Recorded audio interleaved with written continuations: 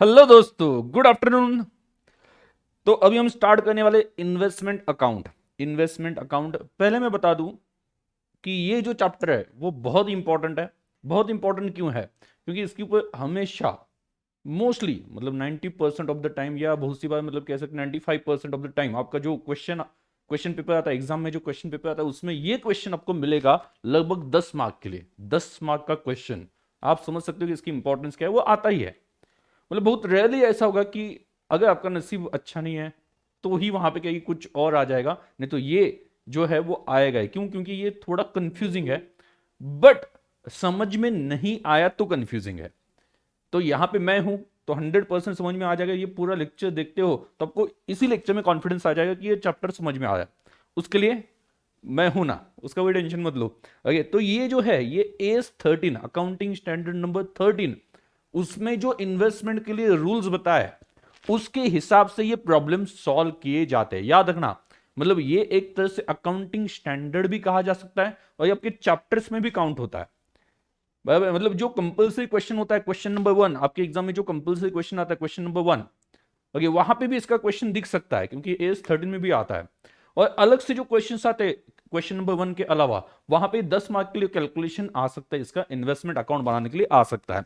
तो आप इंपॉर्टेंस समझ चुके होंगे कि ऐसा चैप्टर जिसके ऊपर, ओके, मतलब लगभग आएगा ही क्वेश्चन, ऐसा मैं कह सकता हूं। 100% तो नहीं कह सकता क्योंकि क्या बाद में पता नहीं एग्जाम में वहां पे उस वक्त लगा कि इस बार नहीं डालना है, बट अभी तक का जो पैटर्न है उसमें इन्वेस्टमेंट अकाउंटिंग के ऊपर क्वेश्चन आता है।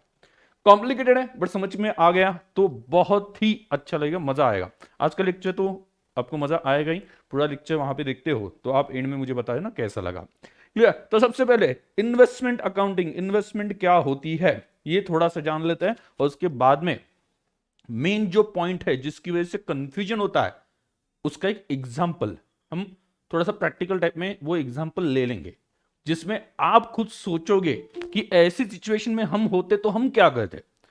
और आपके साइड से अगर आंसर करेक्ट आ जाता है तो आगे की सिचुएशन आपको सभी समझ में आ जाएगी, आसानी से समझ में आ जाएगी, कोई दिक्कत होगी ही नहीं। Right? So let's start. Investment क्या होती है? इन्वेस्टमेंट क्या होती है? इन्वेस्टमेंट क्या होती है? बोलो। इन्वेस्टमेंट ये एक एसेट है सर। यस, ये एसेट है। लेकिन नॉर्मल एसेट और इन्वेस्टमेंट में क्या फर्क है? जैसे अपने पास plant and machinery, plant and machinery is it investment? उसे AS13 के हिसाब से जो इन्वेस्टमेंट बोला गया है उसमें डाल सकते हैं क्या प्लांट एंड मशीनरी को? तो प्लांट एंड मशीनरी जो है वो बिजनेस में यूज करने के लिए परचेस की जाती है, तो उसे प्रॉपर्टी प्लांट एंड इक्विपमेंट में डाला जाता है, अलग कैटेगरी में डाला जाता है।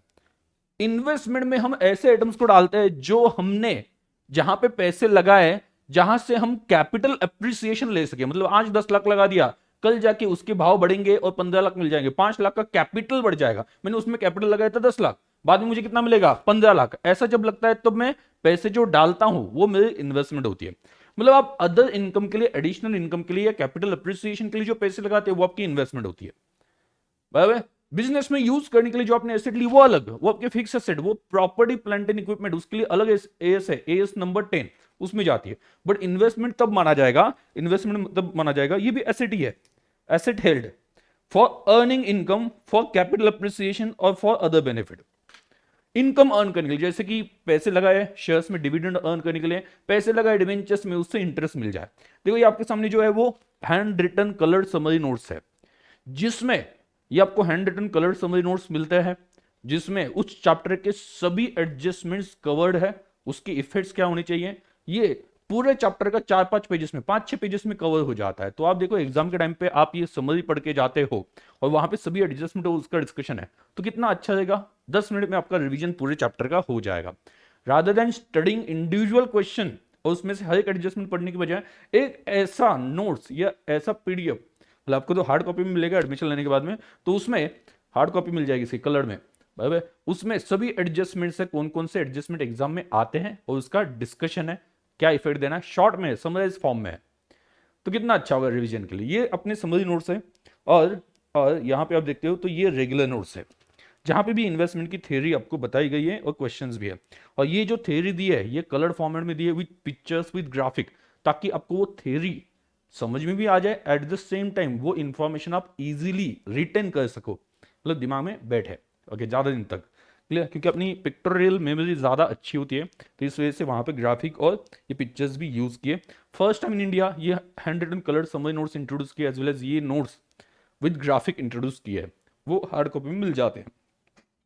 एडमिशन लेने के बाद में हार्ड कॉपी में आपको डिलीवर किए जाएंगे आपके घर पे। ठीक है, तो चलो आगे, यहाँ पे ध्यान सुनना, ध्यान सुनना। अभी आते हैं हम मेन पॉइंट पे, इन्वेस्टमेंट के ऊपर हम डिस्कशन करने वाले हैं, मेन पॉइंट पे हम फोकस करते हैं, चलेगा? ठीक है, ये सभी जो थ्योरी है पढ़ने वाले, एज 13 क्या बोलते हैं, सब पढ़ने वाले हैं, लेकिन वो हम तब पढ़ेंगे जब हम पहले बेसिक फंडा क्लियर कर लेंगे। ठीक है, तो बेसिक फंडा क्लियर कर लेंगे। चलो हम एक एग्जाम्पल लेके चलते हैं, उसके लिए एग्जाम्पल लेके चलते हैं। हजल्स कुछ ऊपर लिखा जाता है, वहां पे लिखा है 25 दिन में स्टाफ की तरफ से, वो स्टाफ को आज इंट्रोड्यूस करूंगा मैं। जो यहाँ पे ऐसा कुछ लिखता है, 25 दिन में पैसा डबल करने जाओगे तो बड़ा पछताओगे, मुझे छोड़कर जो तुम जाओगे बड़ा पछताओगे, वो लग रहा है मुझे। It is not an investment, ये इन्वेस्टमेंट नहीं, 25 दिन में पैसा डबल नहीं होता है, 25 दिन में पैसा डबल नहीं होता है। ठीक है, तो चलो अभी एक एग्जाम्पल हम लेके चलते हैं इन्वेस्टमेंट के लिए, चलेगा? ओके, तो ये एग्जाम्पल से आपको सब कुछ अच्छे से समझ में आ जाएगा। थोड़ा सा ये प्रैक्टिकल टाइप में मैं एग्जाम्पल बना रहा हूँ, राइट? मतलब अपना जो संकल्प है उससे मैं कुछ क्वेश्चन पूछूंगा, उसको आइडिया नहीं क्वेश्चन क्या पूछने वाला हूँ, उसके पास से क्या आंसर्स आते हैं पता चल जाए। आपके दिमाग में भी जो आंसर्स आते हैं वो यहाँ पे आप डाल सकते हो आंसर्स, लेकिन इससे अपना पूरा फंडा क्लियर हो जाएगा। देखो स्टार्टिंग में आपको लगेगा कि हाँ सही की जरूरत है कि यस, क्योंकि वो उतना पॉइंट क्लियर हो गया ना, आपको पूरा चैप्टर अच्छे से समझ में आ जाएगा। ओके, तो चलिए इसी के साथ मैं बुलाता हूँ संकल्प को। संकल्प भाई आ जाओ, आ जाओ, तुमसे कुछ क्वेश्चन पूछने। ये क्या डेली लिखते हो यहाँ पे, मतलब 25 दिन में पैसा डबल? हाँ, एक अपने पास माइक भी है, एक उसे देते हैं। देखो आप में से कोई मतलब आप खुद के लिए भी एग्जाम्पल या मतलब क्या है कि सिचुएशन अप्लाई कर सकते हो। ओके, तो संकल्प जो है वो पढ़ाई भी कर रहा है और at the same time job भी कर रहा है, तो अच्छी बात है, मतलब इसके लिए अप्रिशिएट करता हूँ मैं इसे। ओके, कि दोनों साथ में करना बहुत ही मतलब डिफिकल्ट है। तो क्वेश्चन मेरा ये है संकल्प से कि कल जाके मान लो तुम क्वालिफाई हो गए, पास हो गए, और तुम्हें सैलरी मिल रही है महीने की, कितना लेके चले, मान के चलते 2,50,000 मंथली सैलरी। वाह, 2,50,000 मंथली सैलरी तुम्हें मिल रही। तो ये बताओ कि 2,50,000 मंथली सैलरी मिल रही, तुम सबसे पहले क्या करोगे? सबसे पहले तो शादी करवाए। सुनाई दिया क्या? ये देखो, शादी करूंगा बोल रहा है मतलब। ये एक काम करो, ये जो चश्मा है ना, ये मैंने तुम जैसे स्टूडेंट के लिए मंगवाया, ये पहन लो। ये चश्मा कौन सा है बताओ मुझे? हाँ, देखो, थग लाइफ दिख रहा है ये। ठग लाइक चश्मा, चश्मा है, मतलब ये ठग लाइक वाला आंसर हो गया कि शादी कर लूंगा। ठीक है, वो पाइप वगैरह कुछ चाहिए क्या और? नहीं नहीं नहीं सर, नहीं ना? बहुत हो गया अभी। तो शादी करूंगा बोल रहा है, अरे शादी तो ठीक है, शादी के अलावा क्या सोचा, मतलब अगर इतने पैसे मिल रहे हैं तो तुम क्या करोगे? 0.50 lakhs, इसमें सर शॉपिंग हो सकती है, बहुत सारी घूमना फिरना हो सकता है, गोवा की ट्रिप हो सकती है। गोवा की ट्रिप हो सकती है, अरे क्या बोले, अरे फ्यूचर के बारे में कुछ तो भी सोचो, मतलब क्या, ऐसा क्या सोचो? 2.5 लाख है तुम्हारे पास तो शॉपिंग करके भी पैसे बचेंगे, तो पूरा शॉपिंग ना थोड़ी ना करोगे, या ऐसे मतलब क्या है कि कहीं भी जाके, हाँ बोलो क्या करोगे? इन्वेस्टमेंट कर सकते हैं। ओके, चलो अभी आ गए मुद्दे पे, इन्वेस्टमेंट करेंगे। ओके, तो इन्वेस्टमेंट करेंगे, कोई बात नहीं, तो इसमें से कितना इन्वेस्ट करोगे आप बताओ, फटाफट बता दो जो आपको लग रहा है। कितना? 2,50,000 है तुम्हारे पास मंथली, मंथली तुम कुछ इन्वेस्टमेंट करना चाहोगे, कितनी करोगे? 1 लाख के कर सकते हो सर। 1 लाख, 1.5 लाख उड़ाओगे? ओके चलेगा, ठीक है, बहुत ही मतलब मुझे इसके साथ रहना पड़ेगा, एक बार जॉब लग गया तो। पैसे उड़ाने वाला आदमी है। तो 1 लाख की इन्वेस्टमेंट करेगा, 1.5 लाख खर्च कर देगा, वो उसका सवाल है। देखो ध्यान दो, हाँ, स्क्रीन थोड़ी ब्लर है। तो यहाँ पे 1 लाख, 1 लाख मतलब मान के चलते हैं 1 साल उसने काम किया, 1 लाख, 1 लाख का इन्वेस्टमेंट करा है, 1 लाख इंटू 12 मंथ्स, कितना आ जाएगा? 12 लाख, राइट? 12 लाख ये आपकी इन्वेस्टमेंट है, 12 लाख। तो अभी आप मुझे बताओ, 12 लाख इतना अच्छा जॉब मिल रहा है, फिर तो शादी करनी बनती है, हाँ ठीक है।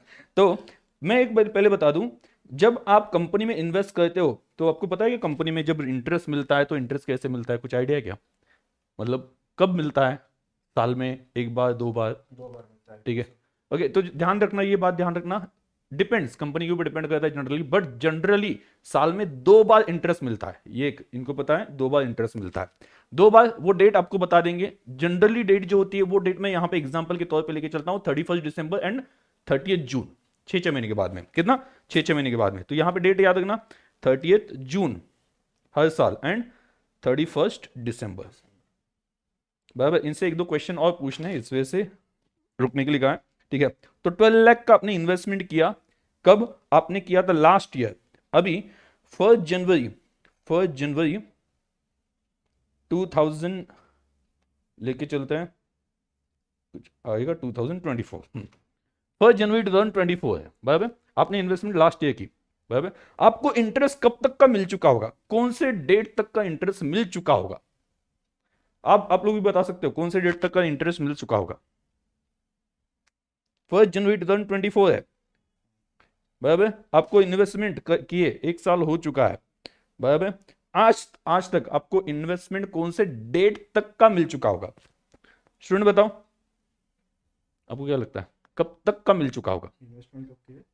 लास्ट ईयर की है, उससे फर्क नहीं पड़ता। आपको कौन सी लास्ट डेट है जब तक का मिल चुका है, ये बताना है। 31 दिसंबर 31 दिसंबर, राइट। 31 दिसंबर 2023 तक मिल चुका होगा, राइट। ओके, आगे आगे आ गया 14 फेब। 14 फेब मतलब क्या? उसकी जो ख्वाहिश है वो ख्वाहिश पर पूरी करने का दिन आ गया। उसको कोई पसंद था, उसने प्रपोज भी कर दिया, हाँ भी बोल दिया सामने से, ठीक है। इतना पैसा कमाया है, पैसा हो तो क्या कुछ नहीं हो सकता। तो यहाँ पे क्या हो गया कि वो हो गया जो भी होना था, मतलब। लेकिन उसके बाद में देखो, अभी 14 फेब वो एक रेफरेंस के तौर पे मैंने बता दिया, आगे जाके उसका यूज होने वाला है, ठीक है। 14 फेब। और ध्यान दो, अगला इंटरेस्ट कब मिलेगा? बोलो फटाफट। 30 जून 30 जून, ओके। सभी को ये समझ में आया ना? 30 जून 2023 को अगला इंटरेस्ट मिलेगा। ये इंटरेस्ट तुम्हें मिल गया, यस, कंपनी ने तुम्हें दे दिया, interest received. Now in the month of अगस्त, वो जो स्पेशल पर्सन है उन्होंने इनको बोल दिया कि घर वाले लड़का देख रहे, लड़का ढूंढ रहे, ठीक है। घर वाले लड़का ढूंढ रहे, मैं मान के चलता हूं कि वो लड़की है। आजकल क्या बोल रहे थे? मैं मान के चलता हूँ लड़की है वो, ठीक है। और लड़का ढूंढ रहे ऐसा वहां पे बता दिया। अभी लड़का ढूंढ रहे बता दिया तो टेंशन आ गई इसको। तो अभी क्या करोगे? वो रेडी नहीं है तुम्हारी शादी के लिए, बिल्कुल रेडी नहीं। तुमने बता दिया मैं महीने का 2.5 लाख कमाता हूँ, फिर भी रेडी नहीं। वो बोल रहे कि सामने वाला लड़का जो है वो महीने का 5 लाख कमाता है। तो अभी क्या कर सकते हो? क्या करेंगे? मतलब ऑप्शन क्या है? ऑप्शन तो क्लियर है, हाँ। एक ही क्या? भागा के लिए जाओगे? जाना पड़ेगा, भागना पड़ेगा। और क्या बोलते हैं कि खर्चा भी बहुत सारा बचता है उसकी वजह से। जागो ग्राहक जागो, अपने स्पेशल पर्सन को लेके भागो। ओके, तो ये ऑप्शन मैं कुछ नहीं बोल रहा हूँ, किसी को बताना नहीं है, ऐसा मैंने जोक सुना था उसका बोल रहा हूँ। अगस्त में उसने सोचा कि जाना है। अभी जब आपको ऐसा डिसीजन लेते हो तो पैसों की जरूरत है क्या? यस। तो आप क्या करोगे? मैं यहाँ पे एक जोड़ देता हूँ, 12% रेट ऑफ इंटरेस्ट है साल भर का, ये एक जोड़ देता हूँ। बोलो। सर अभी जो वो इन्वेस्टमेंट की है वो तो मुझे बेचनी पड़ेगी इन्वेस्टमेंट बेचनी पड़ेगी, या ओके। ट्रांसफर करनी नहीं, आप कंपनी के पास जाओ ना, कंपनी के पास से पैसे ले लो। ओके, वैसे भी चल। वैसे भी चलता नहीं है। कंपनी के पास जाओगे तो कंपनी बोलेगी कि आपको इंटरेस्ट जो है इसके ऊपर का वो डायरेक्टली, ओके, दो होता है देख। एक तो इन्वेस्टमेंट वो वापस तब लेंगे जब उसकी मैच्योरिटी डेट आएगी, अभी नहीं मिलेगा आपको पैसा। इंटरेस्ट की आपको इंटरेस्ट जो डेट है उस पे मिल जाएगा। और दूसरी चीज, आपको अगर इन्वेस्टमेंट वापस करनी है वो भी उस दिन पे होगी जिस दिन मैच्योर डेट है, ये याद रखना। ऐसे बीच में जाके कंपनी के बाहर खड़े हो कि मेरी लव मैरिज होने वाली है, पैसों की जरूरत है, मुझे पैसे दे दो, मिलने वाले के पैसे बिल्कुल भी नहीं मिलने वाले, ठीक है। तो ऐसा कुछ करना नहीं है, मतलब वहां पे जाके नहीं तो राड़ा की मुझे पैसे चाहिए, ठीक है। तो ऐसा बिल्कुल भी नहीं होने वाला है। तो आपको मैच्योर डेट, तो दूसरा ऑप्शन क्या आपके पास क्या है? बेचनी पड़ेगी, बराबर। तो संकल्प मेरे पास आ गया पैसे मांगने के लिए, ठीक है। बोला कि इन्वेस्टमेंट में बेच देता हूं। वो इन्वेस्टमेंट थी 12 लाख की, उसमें कोई मार्केट प्राइस में चेंज नहीं हुआ, ऐसा हम मान के चल रहे हैं। अभी याद रखना, 12 लाख मैंने कुछ प्राइस में चेंज नहीं हुआ, ऐसा मान के चल रहा हूं। तो अभी आप मुझे बता देना, ये मेरे पास आया और उसने मुझे पूरी सिचुएशन बता दी कि मुझे पैसों की जरूरत है सर, आप मुझे मेरी इन्वेस्टमेंट परचेस करो, मुझे पैसों की जरूरत है। मैंने बोला तू भी क्या याद रखेगा, मैंने भी कभी प्यार किया है, मैंने प्यार के बाद शादी भी की है, तो मैं तुम्हारा दर्द समझ सकता हूं, मैं तुम्हारी भावनाओं को समझ सकता हूं। तो मैंने बोला उसे तुम 12 लाख ले लो और मुझे इन्वेस्टमेंट दे दो, चलेगा? यस। यस। नहीं चलेगा। 12 लाख में नहीं सर। 12 लाख में नहीं, 12 लाख ले लो, 12 लाख, हाँ बोल दिया तो लेके जाओ 12 लाख। नहीं नहीं, वो मैंने थोड़ा सा इमोशनल होके बोल दिया। इमोशनल होके बोल दिया तो क्या? बट उस पे इंटरेस्ट तो चाहिए होगा ना मुझे। कौन सा इंटरेस्ट? जो मैंने अभी रिसीव किया है 30 जून को, तो उसके बाद जो 2 महीने का इंटरेस्ट है वो तो मुझे 30 चाहिए। जून मतलब अभी 31 अगस्त है, मतलब जून के बाद में जुलाई और अगस्त। अगस्त। बट मैं तुम्हें क्यों इंटरेस्ट दे दूं? मुझे थोड़ी ना कुछ फायदा होने वाला है उसकी वजह से। बट आपको बाद में मिलेगा ना दिसंबर को, बाद में दिसंबर को मिलेगा? 6 महीने का। 6 महीने का कौन देगा? कंपनी। कंपनी। होशियार है, मतलब मुझे लगा मैं पागल बना दूंगा इसको। ठीक है, तो सिंपल बात है। ओके, यहाँ पे देखो एक पॉइंट समझ में आ गया क्या, कि मैंने अगर इनके पास से इन्वेस्टमेंट ले ली, ठीक है, तो मैं 12 लाख की इन्वेस्टमेंट इनके पास से लूंगा, ये मुझसे मांग रहे इंटरेस्ट 2 महीने का इंटरेस्ट, और क्या बोल रहे 2 महीने का इंटरेस्ट मांग के? वो बोल रहे हैं कि 6 महीने का इंटरेस्ट कंपनी देगी मुझे, क्योंकि जिस दिन कंपनी के पास इंटरेस्ट की ड्यू डेट आ जाएगी 31 दिसंबर, उस वक्त क्या हो जाएगा, उस वक्त क्या हो जाएगा, वो इन्वेस्टमेंट मेरे पास होगी, वो डिबेंचर्स मेरे पास होगी, वो जिसका नाम रजिस्टर में होता है, रजिस्टर ऑफ डिबेंचर होल्डर्स, उसको इंटरेस्ट मिलता है, तो मुझे मिल जाएगा। और कितने दिन का मिल जाएगा? 6 महीने का मिल जाएगा। कब से? 30 जून को लास्ट मिला है, बराबर, उसके बाद में 6 महीने का मुझे मिल जाएगा। बाकी आज अगर संकल्प जाता है, वो बोलता है कि मुझे 2 महीने का इंटरेस्ट दो, उनको नहीं देने वाले। इवन वो बेच सकता है क्या कंपनी को वापस? नहीं, ठीक है, डायरेक्टली मैच्योरिटी डेट पे डिबेंचर्स वापस लेंगे। अगर इंटरेस्ट चाहिए तो 6-6 महीने बाद आपको मिलता रहेगा, उसके अलावा कोई ऑप्शन नहीं। तो कंपनी के पास आप जा सकते हो नहीं, नहीं। बराबर। तो यहां से स्टार्ट होता है कंफ्यूजन, बराबर। अभी तुम जा सकते हो, थैंक यू ठीक सर। है। फिर भी अच्छे आंसर्स दे दिए, मुझे लगा बहुत गलतियां होगी। सिचुएशन समझ में आया क्या, ये बताओ पहले। अभी यहां से हमारा स्टार्ट होता है role, confusion and entries. Confusion start होता है, और कंफ्यूजन की वजह से एक्सप्लेनेशन होगा, एक्सप्लेनेशन होगा तो आगे हम समझ लेंगे लॉजिक, एंड एंट्रीज पास कर देंगे। सिचुएशन समझा गया? सिचुएशन में वो इंपॉर्टेंट नहीं है क्या बोलते हैं उसे, वो भाग के गया, वो इंपॉर्टेंट है कि वो सेल कर रहा है। क्यों सेल कर रहा है? वो सिर्फ एक एज एन एग्जाम्पल था, वो सेल कर रहा है। सेल कब कर रहा है? 31 अगस्त को। बीच में क्यों सेल कर रहा है? अर्जेंसी है, बराबर। तो उस केस में वो मेरे पास आता है, मेरे पास आके बोलता है कि सर इन्वेस्टमेंट ले लो। मैंने बोला कि ठीक है मैं इन्वेस्टमेंट लेता हूँ 12 लाख में। वो बोलता है 12 लाख में नहीं सर, एक काम कर दो, 12 लाख के ऊपर 2 महीने का इंटरेस्ट दे दो, ठीक है। तो मैं उसको 2 महीने का इंटरेस्ट दे दूं या नहीं दे दूं, ये सबसे पहला सवाल है, हाँ है ना? बोलो, आप खुद को उस सिचुएशन में रख के देखो और बता दो क्या लगता है आपको, और जो भी है फटाफट बता देना। बोलो, देना चाहिए या नहीं देना चाहिए? सभी लोग बोलना, मैंने इंटरेस्ट देना चाहिए संकल्प को या नहीं देना चाहिए 2 महीने का? लॉजिकली सोच के बताए ना, इमोशनली। यस, उसने इमोशनल होके बोला था कि नहीं सर 12 लाख में दे दो। सभी लोग बोल रहे हैं यस, मतलब सभी मेरे खिलाफ है ऐसा लग रहा है, ठीक है। तो यस, लॉजिकली मैंने देना चाहिए, प्रैक्टिकली मैंने देना चाहिए। क्यों? क्योंकि उसने, आप सोचो कि वो ये जो इन्वेस्टमेंट है 12 लाख की जो इन्वेस्टमेंट है, वो क्या करता होगा। वो ये मान लो इन्वेस्टमेंट है, वो हर रोज अपने सीने से लगा के सोता होगा, बोलता होगा कि ये इन्वेस्टमेंट मुझे इंटरेस्ट दिलाती है, हर 6-6 महीने के बाद में इंटरेस्ट दिलाती है, और वो डेली काउंट करता है कि मेरा इंटरेस्ट कितना हो रहा है इसके ऊपर ड्यू, 6 महीने बाद मिलेगा। तो जुलाई महीना हो गया, जुलाई महीने का उससे पैसा मिलना चाहिए था, बट वो नहीं मिलेगा, वो मिलेगा दिसंबर में, ठीक है। It is due but it is not received. ये जो जुलाई महीने का ड्यू था कंपनी ने देना चाहिए था, बट जो रूल्स है उसके हिसाब से वो दिसंबर में देता है, इस वजह से वो पेंडिंग है। बाद में फिर से अगस्त हो गया, तो अगस्त का भी इंटरेस्ट उसे मिलना चाहिए था, उसने उसके लिए पैसे लगाए थे। मैंने इन्वेस्टमेंट नहीं किया था उस वक्त, इन्वेस्टमेंट किसका था उस वक्त? संकल्प का था। तो उसे उस वक्त पैसे मिलने चाहिए, आगे समझ में, इंटरेस्ट के पैसे मिलने चाहिए, उसका हक बनता है उसके ऊपर। उसने 12 लाख लगाए उसके लिए, लेकिन उसे नहीं मिले क्योंकि वो दिसंबर में मिलने वाले हैं। हाँ, अगस्त के बाद में सिचुएशन चेंज होती है। अगस्त के बाद में मैंने संकल्प को पैसा दिया, मतलब मेरे 12 लाख लग गए, उसका इन्वेस्टमेंट निकल गया। अभी अगस्त के बाद में उस इंटरेस्ट के ऊपर मेरा हक बनता है, क्योंकि इन्वेस्टमेंट मेरी लगी है, पैसा मेरा लगा है। क्लियर? तो इसका मतलब I have right on interest of 4 months. कब से? जब से मैं इन्वेस्टमेंट लेता हूं। इन्वेस्टमेंट मैंने कब ली? 31 अगस्त को। तो 31 अगस्त के बाद में क्या? सितंबर, अक्टूबर, नवंबर, दिसंबर। तो मेरा हक बनता है 4 महीने के इंटरेस्ट के ऊपर।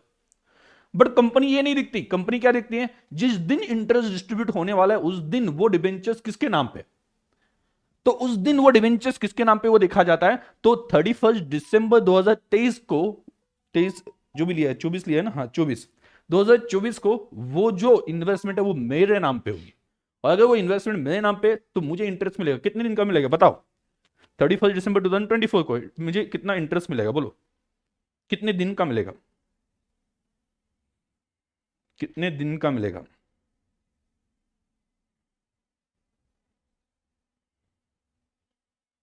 बोलो कितने दिन का मिलेगा? 31 दिसंबर 2024 को मुझे इंटरेस्ट मिलेगा, कितने दिन का मिलेगा, कितने मंथ्स का? ऑप्शन है आपके पास चार, मुझे मिलेगा कितना? ये कंफ्यूजन सबसे पहले मैं आपके दिमाग से निकालना चाहता हूं ताकि आपका चैप्टर आगे बहुत स्मूथली चले, स्मूथली समझ में आ जाए। मैं कोई भी चैप्टर लेता हूं तो सबसे मेन जो कंफ्यूजिंग पॉइंट है ना उससे उस पर अटैक कर देता हूं, क्योंकि जो डिफिकल्ट वाला पार्ट है ओके उसे ही हमने टैकल कर लिया तो बाकी कुछ बचता ही नहीं। बाकी तो मतलब ऐसा लगता है कि यार नहीं फिर नॉर्मल बात है, फिर हम आसानी से कर लेंगे। बोलो बाकी लोग बोलो।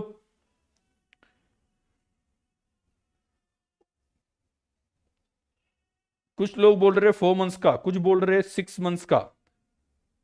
तो एग्जैक्टली कितना मुझे जो कंपनी से इंटरेस्ट मिलेगा ऑन 31 दिसंबर 2024 वो कितने दिन का होगा? ये 4 महीने का होगा, 6 महीने का होगा, 2 महीने का होगा, या ऑल ऑफ द अबव, किसी कोई भी हो सकता है, any of the above.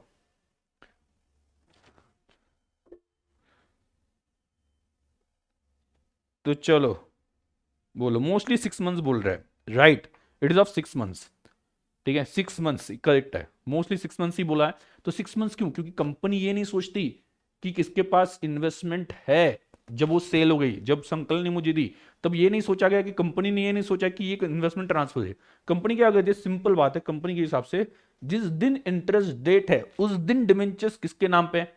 Sir company को कैसे पता चलता है किसके नाम पे? जब डिबेंचर्स ट्रांसफर होते हैं ना तो कंपनी को फॉर्म सबमिट करना पड़ता है। तो ट्रांसफर फॉर्म कंपनी को सबमिट होता है, उस वक्त नाम चेंज होता है, संकल्प की जगह पे रजिस्टर में मेरा नाम आ जाएगा। कब? अगस्त में। अगस्त में जब वो संकल्प ने मुझे भेजे थे, ठीक है, तो उस वक्त नाम चेंज होगा, याद रखना नाम चेंज उस वक्त होता है। और अगर उस वक्त नाम चेंज हुआ तो ऑब्वियसली रजिस्टर में मेरा नाम है, तो आगे जब भी इंटरेस्ट की डेट आ जाएगी पैसा किसे मिलेगा? मुझे मिल जाएगा। और कितने दिन का मिल जाएगा? कंपनी ने लास्ट कब पे किया था तब से अब तक। अब ये सोचो कंपनी ने लास्ट कब पे किया था? 30 जून को पे किया था। मैंने क्लियरली बोला संकल्प जाके बीच में 2 महीने बाद इंटरेस्ट मांग रहा है, नहीं चल रहा, चलेगा। डिवेंचर के पैसे मांग रहा है, नहीं चलेगा। डिवेंचर के पैसे कब मिलेंगे? जब डिवेंचर की मैच्योरिटी डेट आएगी। मे भी मैच्योरिटी डेट कितनी हो सकती है? 5 साल 6 साल, उसके बाद पैसे मिलेंगे। इंटरेस्ट कब मिल सकता है? साल में 2 बार, उसके बीच में कुछ भी नहीं मांग सकते आप कंपनी से, क्योंकि वैसा रूल आपने मतलब क्या है कि पढ़ा था जब इनविटेशन भेजा था डिबेंचर्स सब्सक्राइब करने के लिए। तो याद रखना, तो अभी आपको जून से दिसंबर का पैसा मिलेगा 6 महीने का, और किसे मिलेगा? मुझे मिलेगा। इवन दो संकल्प was holding that investment for 2 months, संकल्प के पास वो इन्वेस्टमेंट 2 महीने के लिए थी, फिर भी मुझे 6 महीने का मिलेगा। उसमें से 2 महीने के ऊपर, 2 महीने का जो इंटरेस्ट है उसके ऊपर किसका हक बनता है? संकल्प का बनता है, उसका बनता है। बट कंपनी इसमें पड़ती नहीं। कंपनी क्या बोलती है? अभी किसके पास इन्वेस्टमेंट है? कंपनी की बोलती है किसके पास इन्वेस्टमेंट है? रोहन सर के पास। तो रोहन सर को 6 महीने का इंटरेस्ट दे दो। तो हम आपस में कैसे सेटलमेंट कर ले? समझा? यहां तक कोई डाउट है? फटाफट बोलना हाँ है ना सभी लोग। यहां तक कुछ डाउट है?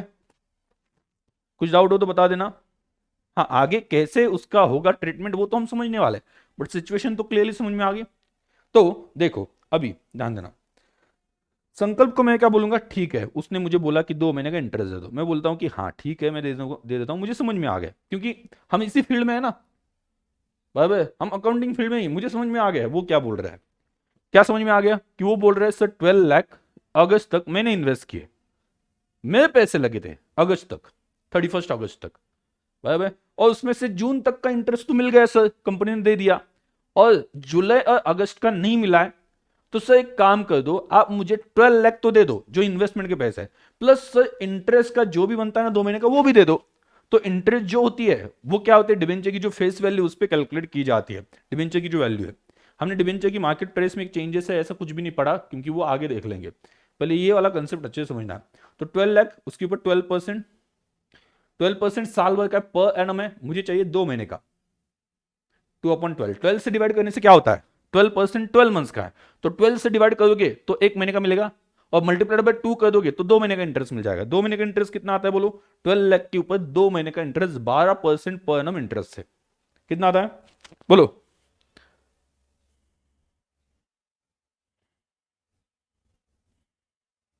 कितना आता है, कैलकुलेट कर लो।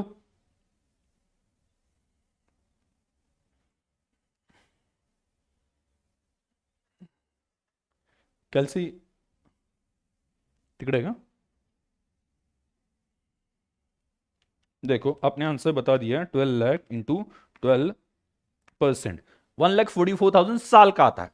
12% करने से डिवाइड बाय 12, उससे एक महीने का आ जाएगा, मल्टीप्लाई बाय 2, 24,000, यस 24,000, परफेक्ट। अब ध्यान देना, मैं संकल्प को अभी कितना पैसा दूंगा, ध्यान सुनना, इन्वेस्टमेंट की अमाउंट प्लस इंटरेस्ट अमाउंट।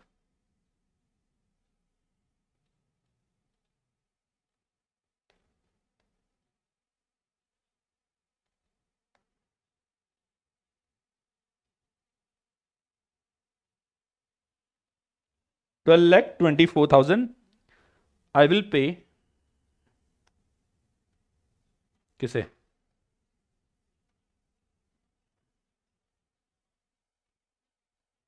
संकल्प, राइट। कोई डाउट है यहां तक, नहीं, क्लियर है ना? कोई डाउट हो तो बता देना मुझे, बीच में बता दिया तो भी चलेगा, कोई डाउट हो तो। 12,24,000, okay, 12,24,000 I will pay to Sankalp. Next, okay, मैं संकल्प को ये पैसा दूंगा। अभी क्लियरली याद रखना, इसमें दो कंपोनेंट्स है, दो कंपोनेंट्स है। This 12,24,000 includes amount of investment as well as interest. और इन्वेस्टमेंट अकाउंट और इंटरेस्ट अकाउंट ये सेम अकाउंट है क्या? नहीं। इन्वेस्टमेंट अकाउंट कौन सा होता है? रियल, पर्सनल, नॉमिनल, बताओ कौन सा होता है? इन्वेस्टमेंट अकाउंट कौन सा होता है? रियल, पर्सनल और नॉमिनल? बताओ बताओ बताओ, कौन सा अकाउंट है? इन्वेस्टमेंट अकाउंट कौन सा होता है? पता है ना? यस, रियल अकाउंट है। और इंटरेस्ट अकाउंट कौन सा है? इंटरेस्ट अकाउंट कौन सा है? इंटरेस्ट अकाउंट कौन सा है? नॉमिनल, यस, परफेक्ट, मतलब सही, फटाफट आंसर दे दो, खुशी खुशी मिलती है, मतलब एनर्जी और बढ़ती है उसकी वजह से, ठीक है। तो ध्यान देना, ये जो 12,24,000 है, दिस इंक्लूड्स, ये जो है इसमें रियल अकाउंट का भी पोर्शन है और नॉमिनल अकाउंट का भी पोर्शन है। नॉमिनल अकाउंट, रियल अकाउंट कितना, मतलब इन्वेस्टमेंट रियल अकाउंट है 12 लाख, और 24,000 ये नॉमिनल अकाउंट है, मतलब इंटरेस्ट। अभी अब देखो, मैं ऐसा कर दूं क्या, मैंने इन्वेस्टमेंट परचेस की, ध्यान सुनना, मैंने इन्वेस्टमेंट परचेस की, इन्वेस्टमेंट को डेबिट करना पड़ेगा क्योंकि इन्वेस्टमेंट आ गई, debit what comes in, real account है तो डेबिट व्हाट कम्स इन। मेरे पास इन्वेस्टमेंट आ गई, मेरे पॉइंट ऑफ व्यू से आप सोचो, मेरे पास इन्वेस्टमेंट आ गई तो इन्वेस्टमेंट अकाउंट डेबिट, और मेरे बैंक से पैसे गए टू बैंक अकाउंट, तो मैंने एंट्री कर दी, ध्यान सुनना, आप मुझे बताना, इन्वेस्टमेंट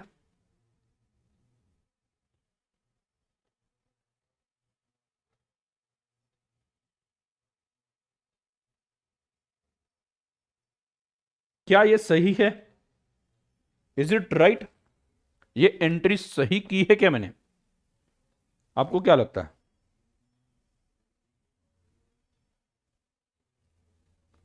यस और no?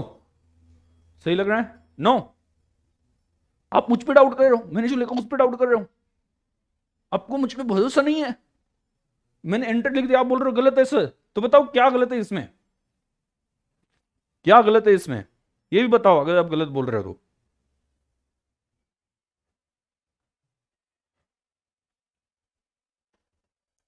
Yes, debit interest account, yes yes, love you all, ठीक है, सभी ने आंसर दे दिया सर। वो जो रियल अकाउंट है ना, वो इन्वेस्टमेंट है सर, उसके 12 लाख है, और 24,000 जो सर वहां पे दिए ना, वो इंटरेस्ट के, वो नॉमिनल अकाउंट है। आपने दोनों अकाउंट को कैसे मर्ज कर दिया, रियल अलग नॉमिनल अलग, सर कुछ फर्क है कि नहीं, मतलब आप मिक्स कर रहे हो उन दोनों को, तो नहीं करना चाहिए सर। आपने सर जो इंटरेस्ट दिया है ना, वो आपका खर्चा है, नॉमिनल अकाउंट है, debit all expense and losses, तो अपनी इंटरेस्ट को डेबिट करना चाहिए था 24,000 से अलग से, ऐसा ही आप बोलना चाहते हो, वो मैंने जान लिया आपकी दिल की बात, बराबर। तो इस वजह से ये एंट्री जो है वो एकदम गलत है, बराबर। तो एंट्री क्या होनी चाहिए मेरे बुक में, मेरे बुक में बोल रहा हूं, investment account debit 12 lakh, interest account debit 24,000, to bank account, this one is right, this one is right, ये सही है, दिस इज राइट, बराबर, ऐसा होना चाहिए। मतलब यहां पे सबसे मेन कंपोनेंट जिसके तरफ आपको ध्यान देना पड़ेगा वो होगा आपका इंटरेस्ट। क्या होगा बोलो, इंटरेस्ट वाला जो पार्ट है ना वो सबसे इंपॉर्टेंट होगा, बराबर। अगर इंटरेस्ट वाला पार्ट उसमें कंफ्यूजन हो गया ना तो पूरा चैप्टर गड़बड़ा जाता है। इस वजह से वहां पे इंटरेस्ट वाला पार्ट हमें समझ के लेना है। मैं ऐसा भी तो कर सकता हूं ना, देखो यहां तक क्लियर, ओके। और याद रखना यहां पे जो भी अकाउंटिंग ट्रीटमेंट चल रही है it is from the point of view of investors. Company क्या सोच रही है वो नहीं चल रहा है, या कंपनी के पॉइंट ऑफ व्यू से क्या हो रहा है ये नहीं चल रहा है। कंपनी ने इंटरेस्ट दे दिया वो वाला पॉइंट नहीं कंसिडर करना है। इन्वेस्टर के बुक में ये इन्वेस्टमेंट अकाउंट बनता है तो इन्वेस्टर को इंटरेस्ट मिल गया तो उसके एंट्री क्या, ये देखना है, कंपनी नहीं है बीच में, बराबर। हमें इंटरेस्ट मिल रहा है, हम संकल्प को इंटरेस्ट दे रहे हैं, ओके, वो वाली ट्रीटमेंट हमें देखनी है। कंपनी के बुक्स ऑफ अकाउंट में क्या होती है एंट्री, ये हमें देखने की जरूरत इस चैप्टर में नहीं है। समझा, समझा। अभी यहां पे देखो, अभी यहां पे देखो, ध्यान सुनना, ध्यान सुनना, ध्यान सुनना। ये क्लियर है, ये बता दो सबसे पहले ये क्लियर हो तो आगे बढ़ता हूं मैं। इज इट क्लियर, सभी लोग बोलना, हाँ सभी लोग बोलेंगे यस और no, yes yes yes yes yes yes yes yes, okay. चलो आगे, अभी मैं थोड़ा सा सिचुएशन कॉम्प्लिकेट करता हूं, चलो। मैंने संकल्प को बोला 12,24,000 तुम्हारा कैलकुलेशन आ रहा है, ओके। वो बोलता है हाँ। मैं बोलता हूं कि एक काम कर दो, पूरा मिला के, सब मिला के, यहां पे तो क्या था इंटरेस्ट अलग, ध्यान सुना, यहां पे क्या था इंटरेस्ट अलग और इन्वेस्टमेंट की अमाउंट अलग पता चल रही थी। 12 लाख अलग, 24,000 अलग, 12 lakh is for investment, 24,000 is for interest, ये क्लियरली अलग पता चल रहा था। बट मैं उसे क्या बोलता हूं, एक काम करता हूं, मैं सब मिला के तुम्हें 12,20,000 देता हूं। 12,20,000 मैंने निगोशिएट किया, मैंने बोला कि 12,20,000 दे दूंगा मैं तुम्हें, ठीक है। तो 12,20,000 में हाँ बोल रहे हो क्या, वो बोल रहे हैं कि सर अर्जेंसी है, अभी आप क्या बोल रहे हो सर, ठीक है सर दे दो 12,20,000 दे दो, या 12,10,000 हो सकता है, जो भी है, बराबर। 12,20,000 या 12,10,000। अभी आप मुझे बता दो, अभी आप मुझे बताओ, यहां पे तो क्लियर था कि 12 लाख इज फॉर इन्वेस्टमेंट, पहले केस में 12 lakh is for investment, 24,000 is for interest. But यहां पे अभी मैंने कुल मिला के सभी पैसे एक साथ दे दिए। अगर मैंने कुल मिला के एक साथ पैसे दे दिए इंक्लूडिंग इन्वेस्टमेंट इंक्लूडिंग इंटरेस्ट, तो इसमें से कौन सा इंटरेस्ट और कौन सा इन्वेस्टमेंट, क्या बोलोगे आप, कितना अमाउंट इंटरेस्ट का और कितना अमाउंट इन्वेस्टमेंट का, बोलो। इसमें से 12,20,000 में से कितना अमाउंट इन्वेस्टमेंट का, कितना अमाउंट इंटरेस्ट का,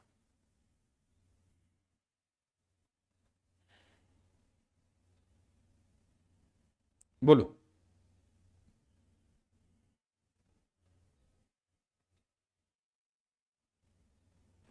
फटाफट।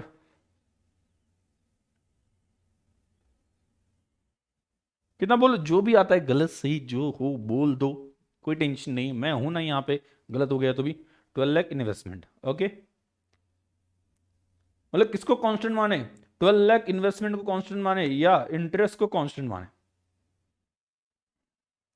ये गलत, देखो ये इसमें से कुछ पॉइंट गलत होना नॉर्मल सी बात है। आपने गलत आंसर दे दिया तो ऐसा मत समझना कि मुझे पता नहीं क्या, ठीक है आप पहली बार पढ़ रहे हो तो पता नहीं होगा, मैं क्यों पूछता हूं। आपने कोई गलत आंसर दे दिया उसके बाद में मैं करेक्शन करता हूं तो चीजें दिमाग में क्लियर बैठेगी, हाँ हम ये सोच रहे थे नहीं बट उसका लॉजिक अलग है या करेक्ट लॉजिक अलग है, ठीक है। तो ध्यान देना, ध्यान देना, यहां पे क्या करना है, यहां पे आपको सिर्फ यहां पे ध्यान रखना, मोस्टली यहां पे आप क्या बोल रहे हो सर 12 लाख इसमें से इन्वेस्टमेंट एंड बाकी जो 20,000 है वो इंटरेस्ट है, बराबर, ये आपने बोल दिया। तो ऐसा नहीं कर रहा है, ओके। जब ऐसा बताया जाता है प्राइस कंबाइन दी जाती है, इसे बोलते हैं कम इंटरेस्ट, कंबाइन दी गई उसे बोलते हैं कम इंटरेस्ट, क्या बोलते हैं इस प्राइस को, क्या बोलते हैं कम इंटरेस्ट, इंक्लूडिंग इंटरेस्ट, कम इंटरेस्ट। और जब आप अलग होते हो तो उसे क्या बोलते हैं एक्स, अलग हो गए एक्स, क्या बोलते हैं अलग होने के बाद में क्या बोलते हैं एक्स।